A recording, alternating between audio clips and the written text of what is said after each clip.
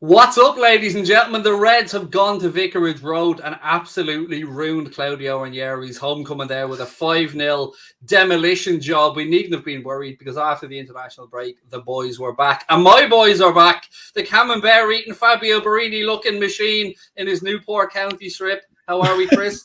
I'm good, mate. I'm good. Many references to Camembert today. I've got myself some Sainsbury's flapjack bites to keep me going throughout this stream. So make sure and try not to destroy my room at the same time. So yeah, I'm good. I'm in a great mood. What a performance! What a win!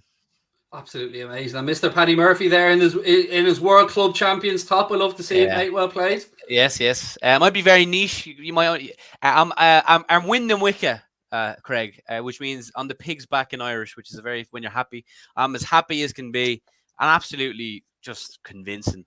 Just never in doubt. Like, it was just sensational, and I nearly have lost my voice from celebrating that Salah goal. Once again, I'll take your Irish phrase, mate, and I'll raise you another Irish phrase. Every time I see Mohamed Salah on the ball, immediately my mind says Anos Naguiha, like the wind. Oh yeah, Anos Naguiha, indeed. Chris, you're getting nice. Yeah. Oh, he's the best player in the world. I'm sorry. I know we're getting a bit early, but he is. He just is. We'll get into that later. But my word. Barini or Mo Salah? Barini, of course. Barini. We talk about perfection. That was as close too. I mean, Chris, right from the off, I was fair to say I was a little bit nervous around the midfield. Hendo, Milner, and Keita. As we guessed last night when we spoke about it, that was the midfield we thought. And I thought from minute one, Chris, they absolutely stamped their authority all over that game. Yeah, it was just it was a strangling of Watford more than anything. They couldn't do anything. Yes, they were shocking. They were really poor. They were really bad, especially Danny Rose. I felt so sorry for him because you got Mo Salah in the peak of his powers, and Danny Rose. Yeah, look, I'm not saying anything about him, but I think he's slowing down in his career.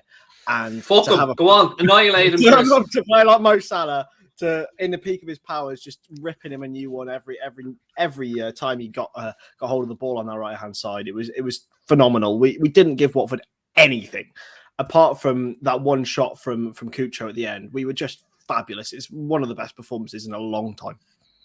Paddy, you got warning as well, Danny Rose. He was rolled by Mohamed Salah a couple of times. I think it was the third time by the time he put it through to Sadio Mane to score. But what a performance let's start with Mohamed Salah. What a performance. Where do you start? How many more expletives or generous words can we use to describe this man? There isn't many left that I haven't used already, but my love for that man knows no bounds. Just even watching his post-match interview, I'm just looking at him smiling as if he's one of my own. And he's just so good. But it's crazy because I think this is the best version of Mohamed Salah that has ever existed. I think he is the best he's ever been. His all-around game is exceptional. And as good as that goal was, let's not sleep on that assist for that Mane goal.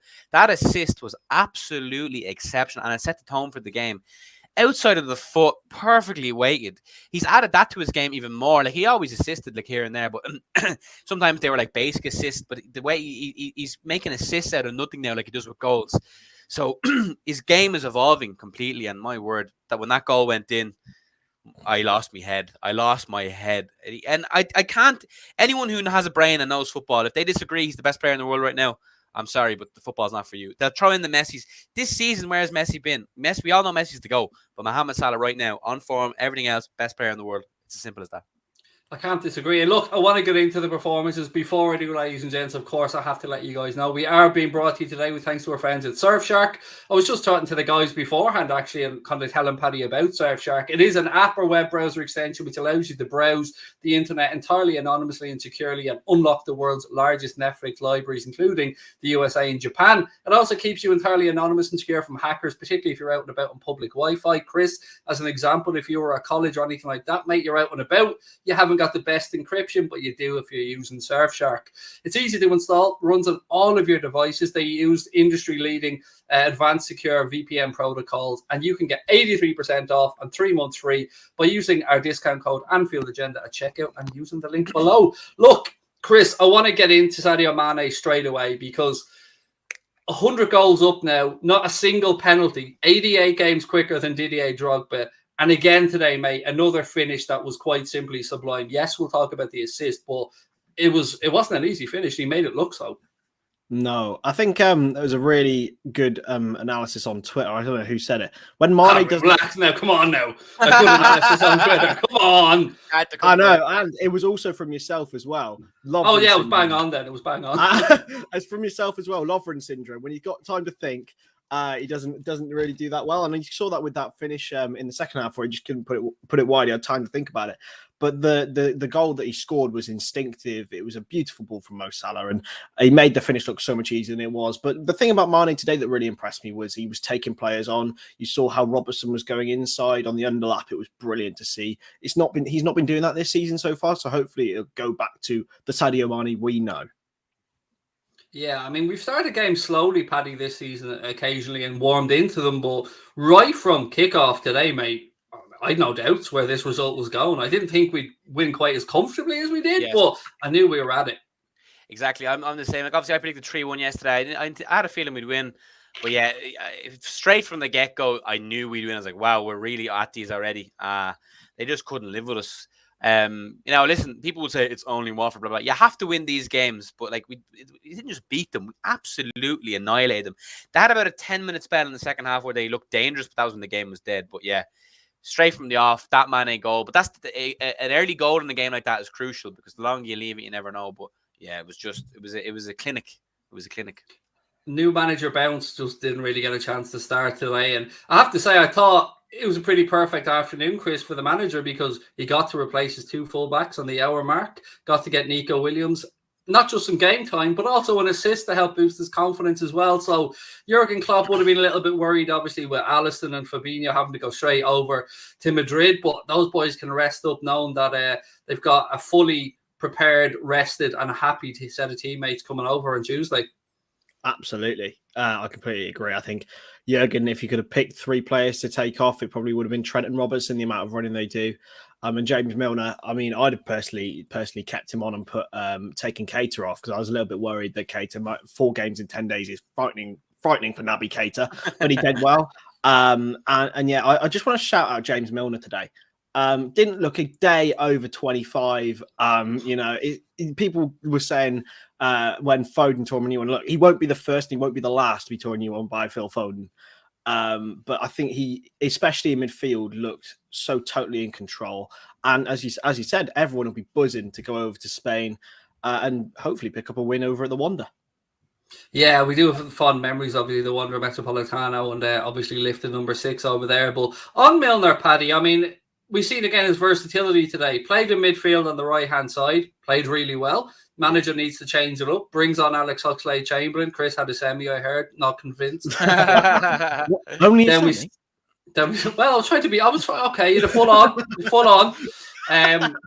But yeah, we see Milner then drop back into the right back position again, and the man is the Benjamin Button of football. He just doesn't get old. Yeah, no, I will hold my hands up. I was one of those after the City game, probably a bit reactionary. He did get torn a new one. I was like, oh, we're playing Milner, blah, blah, blah. Now, Milner at right back, I've never been a big fan of, but Milner today in the centre midfield, my word. I was making notes as I was going through the game, prepared as I am. And I professional, Paddy, I love it. Professional. And I simply went, Milner, unreal. Because it's just unreal. He was quality. He was integral. And was it the second goal? That with the 1-2 with Bobby and then reverse pass. Then he was simple. At the age of him, and he's still doing that now. He was incredible. And then he could fit in at right back. I prefer him in the midfield, but he's still done a job at right back. But he was one of our best players today. Unfortunately, nowhere near a man of the match because there was a couple ahead of him. But my God, Jimmy Milner, what a signing for a free from Man City that he's proved to be. He must be a dream to work with, Chris, both from a coaching perspective and obviously what he'll give to the younger players in the squad with regards to experience and little bit tidbits of information and stuff. And again, a great example to those younger players about how to prolong your career, how to live the right way. And I don't know if you heard this during the week, but I didn't know quite how many of the lads don't drink in the Liverpool team. I knew they'd look after themselves, but apparently a lot of the guys are teetotal, which again just speaks to the professionalism. I mean, if you got James Milner, he's on the Ribena. He doesn't need alcohol to have fun, mate. He loves it. But also, you see the shape that he's in, the shape that Mo Salah's in. There's a lot of Muslim lads there. Yeah. They're all there to look after themselves and to peak their football careers because a football career is a short career in comparison to every other one. So, they have to make the most of their time, and hopefully they can make it a long one and successful one, having James Milner and Mo Salah to look up to.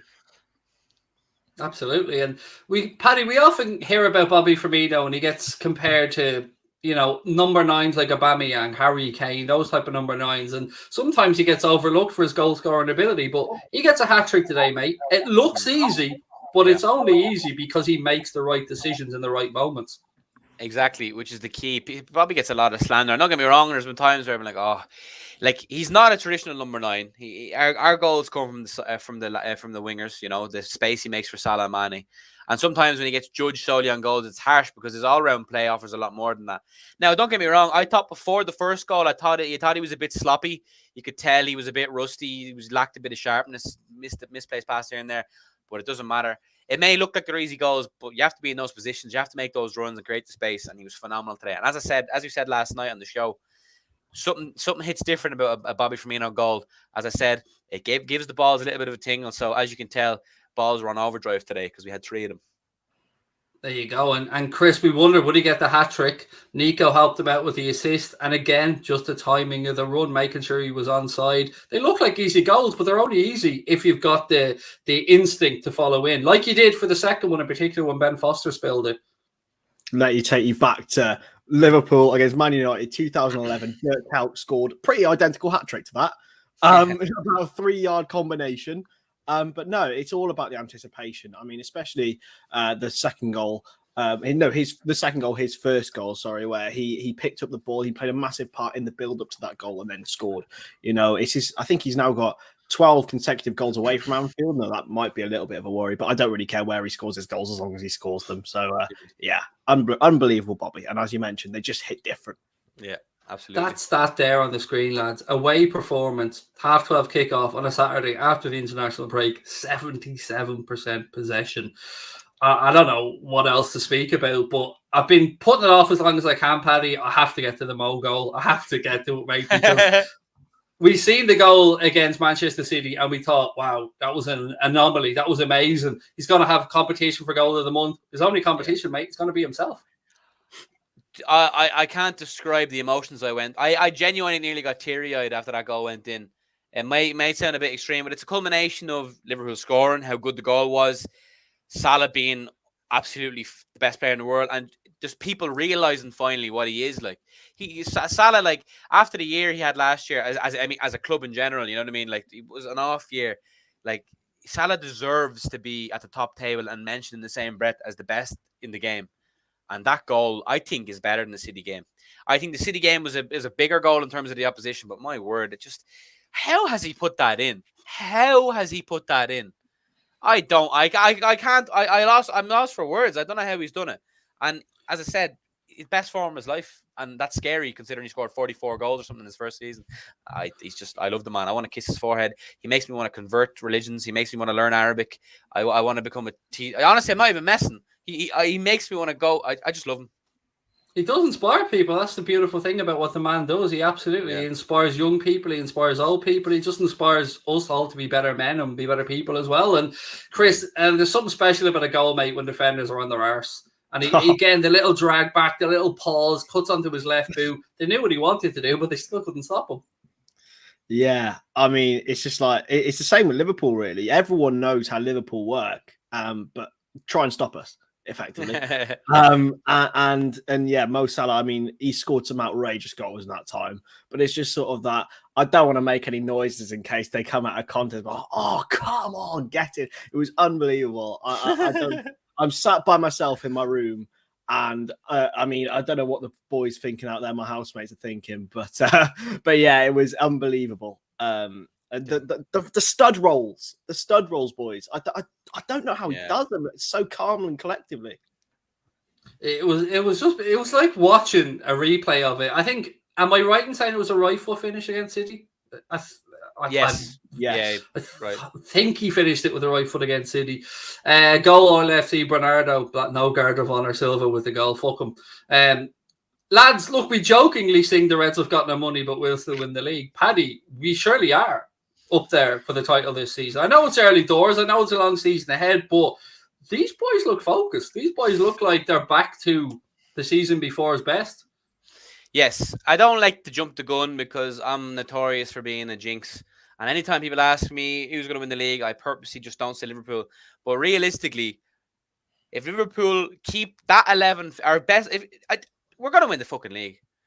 Yes. I'm a jinx. I don't like the jinx.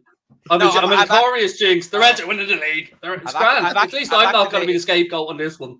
I've activated the anti-jinx card. I have one of them a year, so I've activated that there now. No, but honestly, like, jinxes are nonsense. But seriously, who can stop that team? Like, you look at City need a striker. They're lacking a striker, and then Chelsea. Like, you know what I mean? We are going to win the league if we keep that team fit. It's as simple as that. If I keep the main boys fit, we can swap in and out. But if we keep Salah fit, if we keep Van Dijk fit, and the wing backs fit, Alisson, we're winning the league. Chris, look, we speak about transfers a lot, and we talked about Romelu Lukaku coming into Chelsea. We spoke about Manchester City signing Grealish, but you can't underplay the importance of continuity as well in a team. And I remember an interview with Jose Mourinho speaking about that Porto team that went and won the Champions League, and he said that their biggest achievements to get to that point was keeping that group of players together. And we've managed to do that at this moment in Liverpool, and these are a special group of lads. I mean, yeah, of course we needed Adrian to sign that contract. I mean, he's a key part of the dressing room. So, no, as you mentioned, like, it is very important to change and tweak at the right moments. Don't change too much, and we're doing it in the right way. I think that's why a lot of people talk about Gini Wijnaldum. I think we needed to tweak that. And we're going to play more attacking midfielders. I mean, you saw Naby. I mean, Milner today was one of the most advanced players on the pitch at some stages. Which seems crazy to think. But tweaking the right amount every time is more important. You saw with Alex Ferguson was exactly the same, tweaking the right amount, and eventually you get new squads and new things. So you just remain patient with transfers and keeping those continuity, as Jose Mourinho said, it is very important.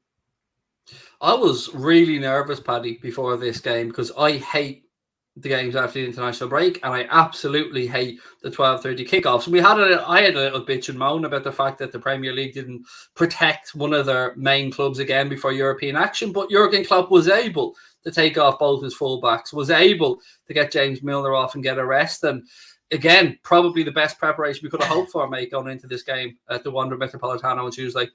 Absolutely. Now, like yourself, I thought we were going to win. I naturally have that bit of nervous energy, but as you said, from the get-go, it was never in doubt. And yes, it was annoying that we couldn't have the two Brazilians because of mismanagement. That's piss poor. That needs to be fixed. But thankfully, it didn't cost us or didn't hinder us today. And the luxury to bring off both of the fullbacks. And can I just say, that Nico Williams assist, seconds before he put that on, I made a joke saying, Jesus, you're cruising in the game when you can bring on Nico Williams. I'm sorry. And then he went and done that. I was like, okay, thank you. I'll shut my mouth. That was an unbelievable assist. But yes, hopefully the Brazilian boys can be sitting there perky in Madrid, have a bit of what is it, paella, and then just chill and get a result. And although I don't think we don't need to win necessarily in Madrid. I'll take a draw right now, if I'm being honest. I know it's a side. Yeah, I wouldn't say no to a draw as well, to be honest with you. But that on Nico's assist, Chris, it was shades of the way our fullbacks play, wasn't it? Looking like he's going to hit the cross first time, cuts it back inside, sends the defender on his arse again, and rolls a perfectly timed pass across for Bobby to tap it in. Mate, he's I live very close to Wales. I study in Wales. I love a Welshman. And Nico Williams, he's very, very talented. A lot of people question whether he'd actually stay here in the summer. I think he's very capable backup. And that's why he can provide so much going forward. And yeah, hopefully we'll see him get more minutes in the cup competitions. Now he's back from fitness and give Trent a rest. One of my favourite things about this performance today, lads, was the fact that we kept a clean sheet, because we spoke about the fact we've started the season really well, Paddy, but we have been a little bit porous in defence. And today, I know that we can talk about the fact that Watford weren't really at it, but anything that Matip or Trent or Robbo or Van Dijk was asked to do, or Quiveen, they did it with ruthless efficiency. Yeah, indeed. I was praying, even when I 5-0 up, I was like, please keep a clean sheet. Clean sheet is big for the confidence of the defenders. But yeah, it was just solid. When you have Joel Matip and Van Dijk in the back, You just always feel safe. Robertson was quality again today. Just never looked in doubt. As I said, Watford did have about a 10-minute spell where I think it's Cucho Hernandez looked quality. He looked really good. Then Ismail Assar got that shot off. And obviously, I think Keller had one save to make, and he saves it onto the post, and he was quality. But, that defence is shoring up nicely, and it puts us in a good stead. Because if we can shore up that defence, we're going to score goals. Not many teams will get the better of Liverpool, Apparently, Greenwood just got a worldie for United. So both Manchester clubs 1-0 up. Team. I can't. Did anybody notice Naby's Virgil van Dijk-esque tackle with the trailing leg in that game today in the second half? Like long barrier you do in cricket. Oh, it was beautiful. Yeah, absolutely beautiful, and he timed it to perfection. It just made everything look easy today, every single one of them. And again, I was speaking about Joel Matip's performance. He really has, Chris, been the perfect foil to allow Virgil van Dijk to ease back into Premier League recovery in football. Yeah, I think I made a comment on your last stream. It was Matip does the action defending so Virgil can sweep up. I think that's more what they're doing now, where Virgil used to be more the action defender, so Matip could sweep up.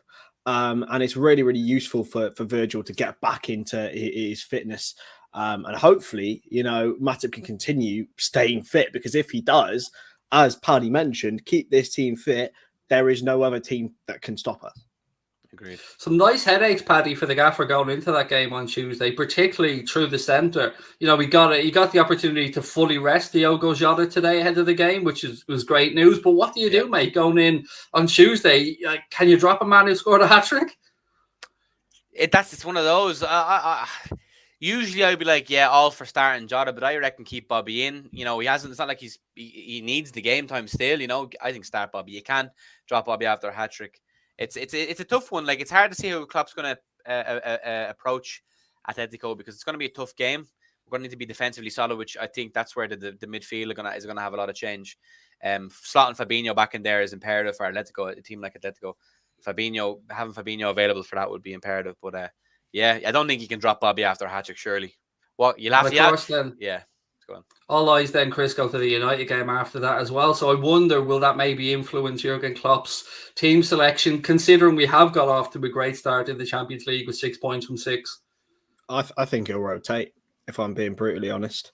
I know that maybe the story would be different if we hadn't won our first 2 games, but I do think he'll rotate. I think we'll see Jota. I think we might see Canate or Gomez. Hopefully Curtis Jones is back. He'll probably play. I don't know whether you can count him as a rotation option anymore. Maybe Oxlade-Chamberlain might even get a game. He was excellent in the Atletico Madrid game last time, so who knows? But yeah, United is much more important than Atletico Madrid. Away from home. Like, we have to not lose Old Trafford. That is all I care about. I've got a feeling, Paddy, that he's priming Thiago to try and be ready for that United game. That would be very, very saucy indeed. But no, Chris is right. I wouldn't be adverse to rotation. I think even with rotation, we should be able to beat Atletico Madrid. They haven't exactly been on fire and mental this year. They've required a lot of last-minute winners. But the United game is far more important for a lot of things. A title race, I don't really see them in it. But if you can beat them this early, just, swats them to the side. Bragging rights. And realistically, we should be beating this United team. We really should be. I know Old Trafford for Liverpool has traditionally been a sticky point, but can you imagine just swatting them at Old Trafford? The smugness we could feel. There's nothing better than beating that crowd. There really isn't. They're the most delusional fan base in the history of the football, and beating them at Old Trafford will be exceptional. And I'm looking forward to it. And Thiago at that game, oh yeah, it would be rather nice, Paddy. I won't disagree with you, mate. It would be lovely to kind of piss all over the Ronaldo homecoming a little bit and to go there and take 3 points. But we've got to perform. And again, the lads have another chance, Chris, to put themselves in the manager's thinking on Tuesday ahead of the game against United. And I'm intrigued to see what way Kloppo goes. Yeah, you never know with Jurgen Klopp, really. How he's going to line up his team. He usually throws in a curveball. You might chuck in a crazy Minamino if you wouldn't put it past him. I think his first name's Takumi, actually. Yeah, It is a crazy Minamino. It's a good syllabism. But no, you wouldn't know. He might even throw Nico Williams. I don't even know what Jurgen's going to do. I genuinely wouldn't mind if we just rotated and then just prepared for Old Trafford. But then it would be slightly embarrassing if we went and lost to Man United after rotating like they did after rotating for us last season. Hopefully, though, we can go and get good results in both matches. Dare I say it, Paddy? A nice little cameo from Alex Oxlade-Chamberlain at the end as well. He looked full of energy when he came on. To be fair, I was a bit, we went for the Ox a wee bit last night on the show, but he did. It was a nice little cameo, and he's always nice and explosive. It's just, it's hard for a player who doesn't get a consistent run of games to show what they can do. Like, when they're not getting a run of games, it's hard. But he came on and looked well. Would I be adverse to him starting? Not really. I'd love to see. It's a bit bold. Matip and Van Dijk, possibly both being benched. A cheeky Gomez Kanate lineup in the Wanda. Could we do that? I think that'd be solid enough. Matip worries me. He's like a ticking time bomb. I just have PTSD from his injuries. You know what I mean? So I just want to wrap him up in cotton wool. That's going to be a very physical, aggressive game. Luis Suarez and stuff. I wrap Matip and Van Dijk up, please. I think Kanate and Gomez are well able. Interesting. Chris, I wanted to ask you, actually, with your referee's hat on, I want to just get your take on Bobby's goal. The one that Salah was offside in, but then the Watford player obviously outstretched leg. Give us a little take on why that was allowed to stand, mate. Yeah, so the fact is that he played the ball. Mo was in an offside position, but Mo Salah didn't actually play the ball himself, although it may seem like he did. It was like very similar to the one in the Nations League final the other day. He didn't play the ball. So when Cathcart made the tackle, and Foster parried it out, Mo Salah wasn't involved, so therefore it didn't stand. But yeah, it's a rule that's very contentious because you can say, are you playing the ball? Is he not? Robertson's clearly looking for Salah. Personally, if it was against me, I would be fuming. I don't think it should stand, really. That rule is a little bit dodgy. I'm sure FIFA will look at it, but yeah, that's why it stands, but I don't think it should. I'm with you. I think the defender doesn't have to stick his leg out and do that if Salah isn't behind him. And so I agree with you. Look, it's good it went in our favour. Again, it's consistent with what we've seen referees do using this rule. But, Paddy, I think it is one that needs to be looked at, mate, because Salah was clearly on the defender's mind when he put his leg out there. Yeah. Chris is the ref, obviously knows better than us. But yeah, it's like, obviously, given the rules of today, it should have counted or whatever, but it's a bit contentious. Like, Cathcart wouldn't have swung that leg if Salah wasn't there, and Salah was in an offside position. So realistically, that's offside. And as you said, if that went against us, we'd be absolutely fuming. And I have to say, Ben Foster, man, I thought he had a fantastic game, even though he conceded 5. Some quality saves, and I felt bad for him in that moment there. It's very, actually, maybe he lost 5-0. Maybe he didn't have a great game, but I thought he did. I thought he was solid. He was a bit unlucky. He was having a bit of a ding-dong battle with Mo in the first half in particular, wasn't he? Top right-hand corner was being peppered at times, and Foster did make some good saves. And we see Naby as well, Chris, have a strike that deflected onto the bar. Yeah, I mean, I can't wait to watch Ben Foster's video. I'm not going to lie. I think you saw a capture of Mo talking to him after the game, saying, I bet he probably wanted to look at his goal on the footage. But yeah, he's a good goalkeeper. He's a top professional. I don't think he could have done anything really about any of the goals, even Bobby's goal.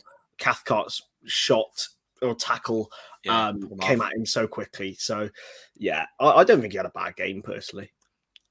Last word, Paddy, of the stream, I suppose, on Watford and Claudio Ranieri, and he has a big job to do there, mate, to try and stave off relegation. Dilly ding, dilly dong. It's one of them with Ranieri. I know. Who?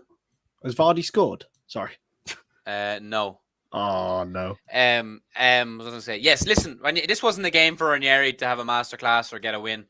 I feel sorry for Ranieri because obviously he won the title with Leicester, but like he's in the job since, you know what I mean? He's not going to work a miracle just because he won the league with Leicester, you know what I mean?